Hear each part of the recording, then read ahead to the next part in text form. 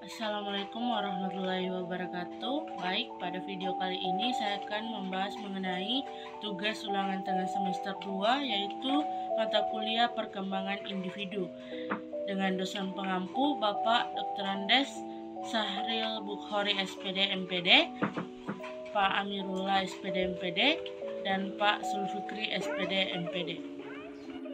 Baik, sebelum masuk ke topik pembahasan, perkenalkan nama saya Nabila Syafi'i dengan NIM 220404502053 dari kelas A, Prodi Bimbingan dan Konseling angkatan 22, jurusan Psikologi Pendidikan dan Bimbingan, Fakultas Ilmu Pendidikan Universitas Negeri Makassar. Adapun dua topik yang akan saya bahas pada tugas kali ini yaitu yang pertama adalah tugas-tugas perkembangan pada masa remaja dan yang kedua adalah permasalahan yang terjadi pada perkembangan masa remaja.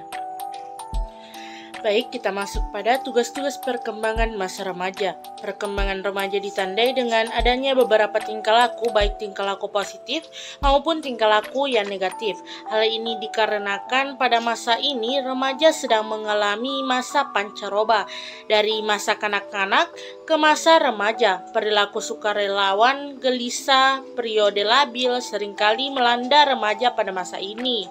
Nah, William Kay sebagaimana dikutip Yudrik Jahja mengemukakan bahwa tugas-tugas perkembangan remaja yaitu sebagai berikut. Nah, yang pertama, mampu menerima keadaan fisiknya. Pada periode pra-remaja, anak tumbuh demikian cepat yang mengarah pada bentuk orang dewasa diiringi perkembangan sikap dan citra diri. Remaja diharapkan dapat menerima keadaan diri sebagaimana adanya keadaan diri mereka sendiri, bukan khayalan dan impian. Mampu menerima yang kedua yaitu mampu menerima dan memahami peran seks usia dewasa. Nah, dalam masa remaja diharapkan mereka menerima keadaan diri sebagai pria atau wanita. Nah, sifat dan tanggung jawab kaumnya masing-masing. Seringkali terjadi ada remaja yang menyesali diri sebagai pria atau wanita, terutama jika bentuk tubuh mereka tidak memuaskan. Nah, yang ketiga yaitu mampu membina hubungan baik dengan anggota kelompok yang berlainan jenis. Nah, akibat adanya kematangan seksual yang dicapai sejak awal masa remaja, para remaja mengadakan hubungan sosial, terutama hubungan dengan lawan jenis, merupakan suatu kewajaran. Dalam hal ini, seorang remaja haruslah dapat menerima dari kelompok teman sebaya, lawan jenis atau sesama jenis agar memperoleh rasa dibutuhkan dan rasa berharga. Nah, yang keempat, mencapai kemandirian emosional, di mana tugas perkembangan yang harus dihadapi remaja adalah bebas dari ketergantungan emosional seperti dalam masa kanak-kanak mereka. Dalam masa remaja, seorang dituntut untuk tidak lagi mengalami perasaan bergantung semacam itu. Nah, yang kelima adalah mencapai kemandirian ekonomi. Nah, kesanggupan berdiri sendiri dalam hal berhubungan dengan ekonomi merupakan tugas perkembangan remaja yang penting karena mereka akan hidup sebagai orang dewasa kelak. Nah, yang keenam yaitu mengembangkan konsep dan keterampilan intelektual yang sangat diperlukan untuk melakukan peran sebagai anggota masyarakat. Sebagai hasil dari perpaduan unsur-unsur pertumbuhan biologis dan keragaman pengalaman dengan lingkungan, remaja dapat mengembangkan kemampuan mentalnya. Remaja sudah memiliki kemampuan untuk berpikir atau menalar tentang sesuatu yang berada di luar pengalamannya atau sistem nilai yang dimilikinya. Dengan kata lain, remaja sudah dapat memikirkan kemungkinan sesuatu yang abstrak secara sistematis untuk memecahkan suatu persoalan atau masalah. Nah, yang ketujuh adalah memahami dan menginternalisasi nilai-nilai orang dewasa dan orang tua, di mana remaja sudah dapat memberikan nilai-nilai orang dewasa dan bagaimana cara menindaki sebagaimana pada saat dia membahas dan berbicara dengan sesama orang dewasa maupun orang tua. Nah, yang kedelapan adalah mengembangkan perilaku tanggung jawab sosial yang diperlukan untuk memasuki dunia dewasa. Proses pengikatan individu kepada kelompok sosialnya telah berkembang sejak lahir. Proses ini diperluas selama masa kanak-kanak dan remaja. Remaja yang mengikuti kegiatan keagamaan akan dapat mengembangkan sikap batin atau sikap keterikatan sosialnya terhadap orang lain. Nah, yang kesembilan, mempersiapkan diri untuk memasuki pernikahan, di mana sikap remaja terhadap pernikahan ternyata beragam, sebagaimana remaja bersifat antagonistik, yaitu menentang dan merasa takut, dan sebagian lainnya menerima dan dengan sikap positif. Dan yang terakhir yaitu yang ke-10, memahami dan mempersiapkan berbagai tanggung jawab kehidupan keluarga, di mana tugas-tugas fase perkembangan remaja ini amat berkaitan dengan perkembangan kognitifnya, yaitu fase operasional formal. Kematangan pencapaian fase kognitif akan sangat membantu kemampuan dalam melaksanakan tugas-tugas perkembangannya itu dengan baik, agar dapat memenuhi dan melaksanakan tugas-tugas perkembangan. Diperlukan kemampuan kreatif remaja yang diwarnai oleh perkembangan kognitifnya. Nah, itulah 10 tugas-tugas perkembangan pada masa remaja yang harus diperhatikan pada usia remaja. Nah, sekarang kita masuk pada masalah tugas-tugas perkembangan. Nah, masalah yang sering dialami remaja ada beberapa, di antaranya itu masalah pribadi, yaitu masalah-masalah yang berhubungan dengan situasi dan kondisi di rumah, sekolah, kondisi fisik, penampilan, emosi, penyesuaian sosial, tugas, dan yang terakhir adalah nilai-nilai.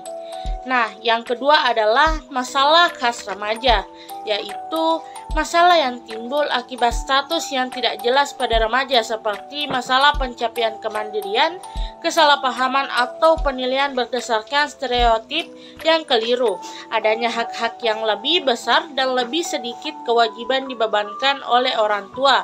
Nah, menurut Elkin dan Postman, dalam Forhan 1990 menyebutkan bahwa tentang fenomena akhir abad 20, di mana yaitu berkembangnya kesamaan perlakuan dan harapan terhadap anak-anak dan orang dewasa. Anak-anak masa kini mengalami banjir stres yang datang dari perubahan sosial yang cepat dan membingungkan, serta harapan mereka yang menginginkan mereka melakukan peran dewasa sebelum mereka matang secara psikologis untuk menghadapinya.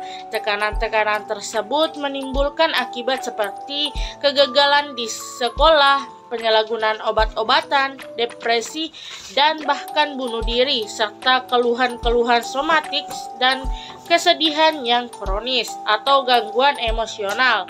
Nah, adapun menurut Belak dalam Forhan 1990 secara khusus membahas pengaruh tekanan media terhadap perkembangan remaja. Menurutnya, remaja masa kini dihadapkan pada lingkungan di mana segala sesuatu berubah sangat cepat. Mereka dibanjiri oleh informasi yang terlalu banyak dan terlalu cepat untuk diserap dan dimengerti. Akibatnya timbul perasaan terasing, keputusan, absurditas, problem identitas, dan masalah-masalah yang berhubungan dengan benturan budaya.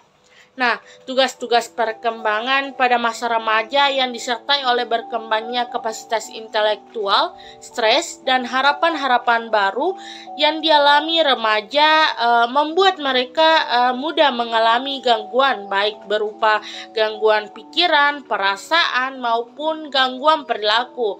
Stres, kesedihan, kecemasan, kesepian, keraguan pada diri remaja membuat mereka mengambil resiko dengan melakukan kenakalan-kenakalan pada masalah yang sering terjadi pada perkembangan tugas-tugas pada remaja. Nah, yang kedua, yang ketiga adalah upaya dalam menumbuh kembangkan tugas-tugas perkembangan.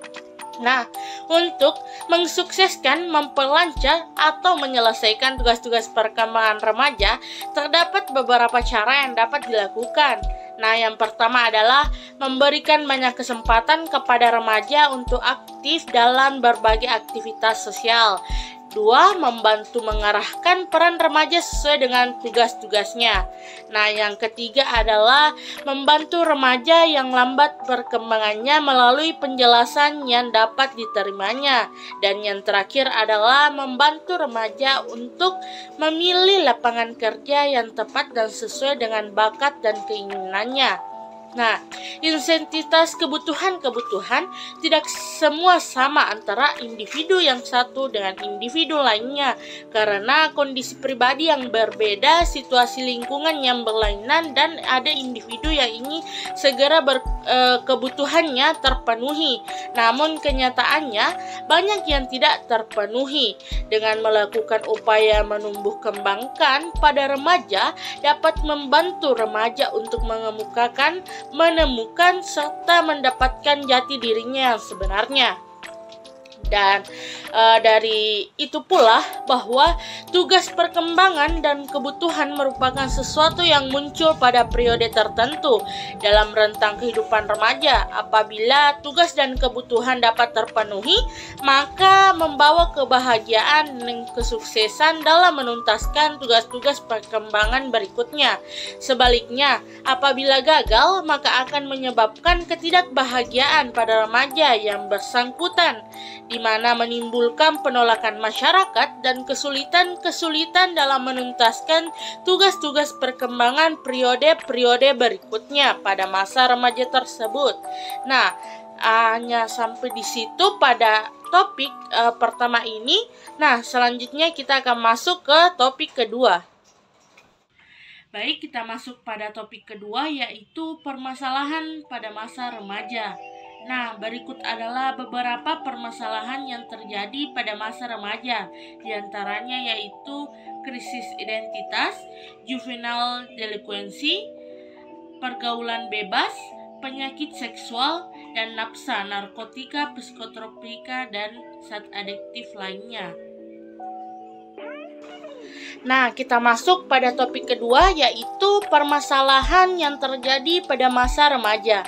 Nah, yang pertama yaitu krisis identitas, di mana krisis identitas merupakan tahapan untuk membuat suatu keputusan terhadap berbagai permasalahan yang penting dan berkaitan dengan identitas diri.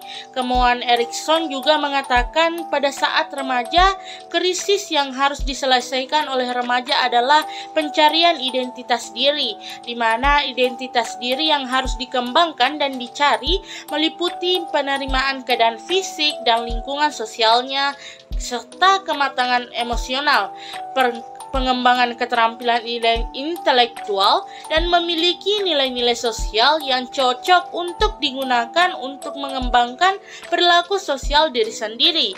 Dalam tahap pencarian identitas diri, ada remaja yang berhasil menemukan identitas dirinya, dan ada pula yang gagal untuk menemukan identitas dirinya yang dapat menimbulkan sebuah penyimpangan sosial.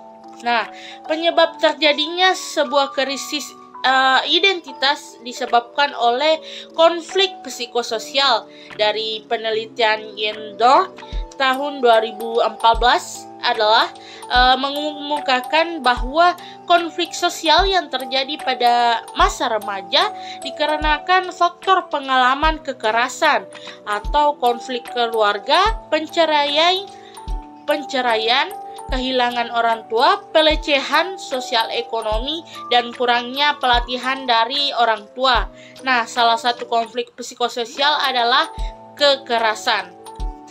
Berdasarkan penelitian yang dilakukan oleh Hidayah dan Huriyati pada tahun 2016 dalam Miftahul Yohana 2021 mengatakan bahwa remaja yang mengalami krisis identitas dapat melakukan perilaku yang berpacu pada tindakan destruktif. Hal ini disebabkan oleh adanya dua faktor, yaitu faktor internal, individu, dan faktor eksternal, yaitu lingkungan sosialnya. Saat remaja mengalami krisis identitas, mereka cenderung melakukan tindakan-tindakan destruktif yang rentan dengan kenakalan remaja. Hal ini dapat disebabkan oleh dua faktor, di mana yang sebelumnya saya jelaskan, yaitu faktor internal individu, yaitu lemahnya kepribadian. Kesulitan remaja mengembangkan kepribadian dapat menyebabkan hambatan dalam proses sosialisasi.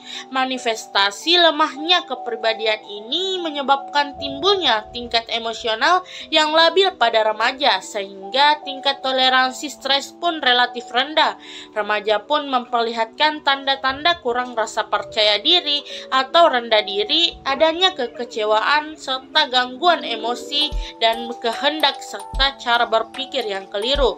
Nah, selanjutnya dinamika relasi khas antara faktor psikis dan fisik yang kurang mengutamakan atau menguntungkan remaja.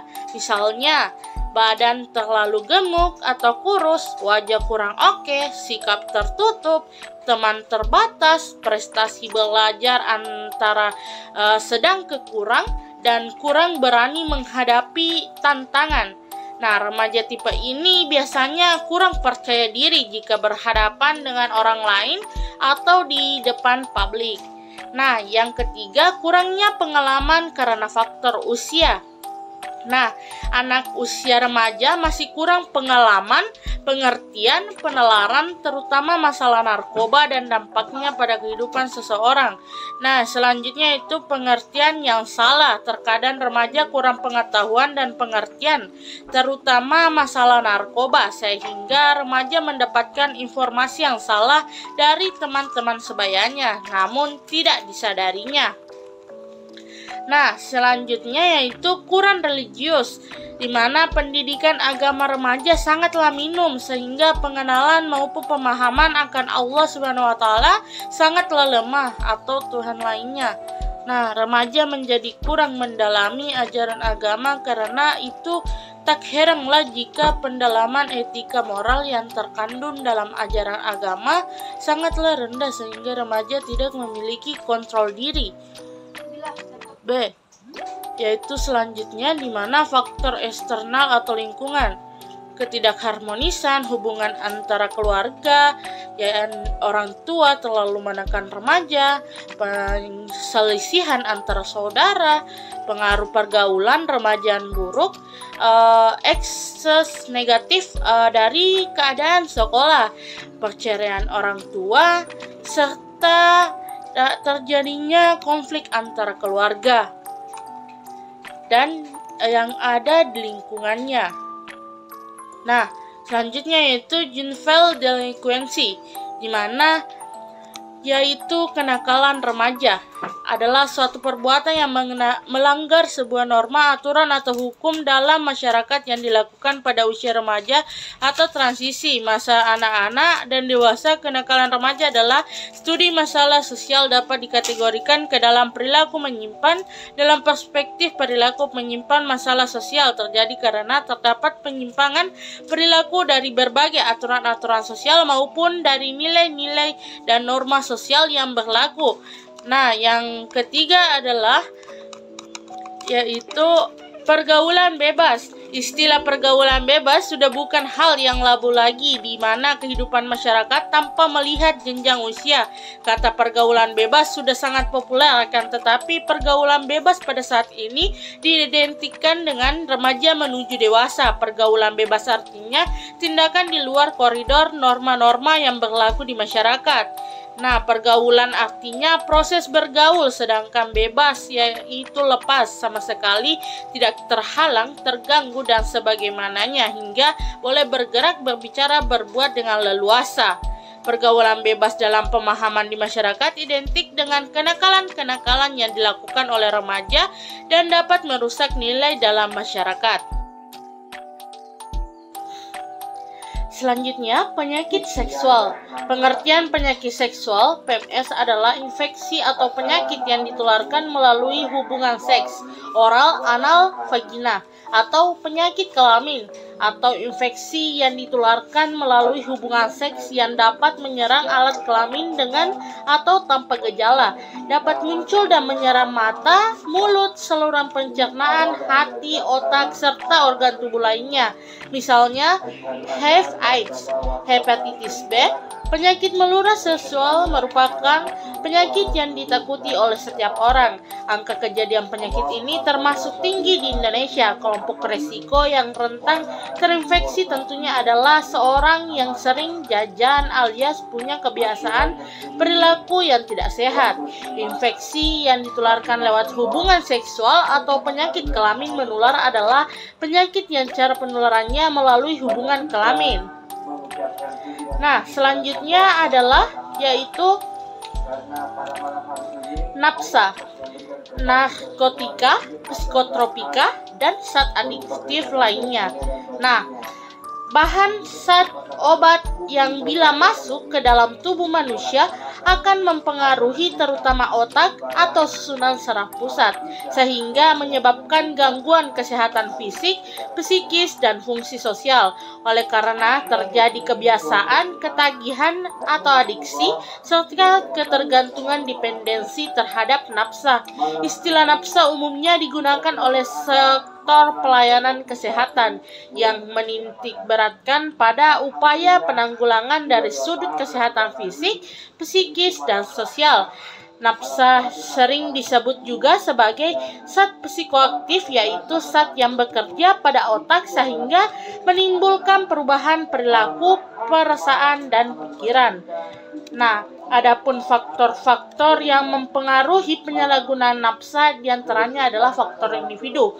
Kebanyakan penyalahgunaan nafsa dimulai atau terdapat pada masa remaja, sebab pada masa ini seorang sedang mengalami perubahan biologis, psikologis, maupun sosial yang pesat, merupakan individu yang sangat rentan untuk menyalahgunakan nafsa. Remaja dengan ciri-ciri tertentu mempunyai risiko lebih besar untuk menjadi penyalahguna nafsa. Ciri-ciri tersebut diantaranya adalah: yang pertama, sulit memusatkan perhatian pada suatu kegiatan atau tidak tekun dan sering sakit. Yang kedua, cenderung memberontak dan menolak otoritas. Yang ketiga, cenderung memiliki gangguan jiwa seperti depresi dan cemas. Yang keempat, perilaku menyimpan dari aturan dan norma yang berlaku. Dan yang kelima, sering berbohong atau mencuri. Keenam, kurangnya percaya diri, sifat mudah kecewa, cenderung agresif dan destruktif atau merusak. Nah, yang ketujuh, mudah murung atau pemalu serta pendiam. Nah, yang kedelapan, mudah merasa bosan dan jenuh.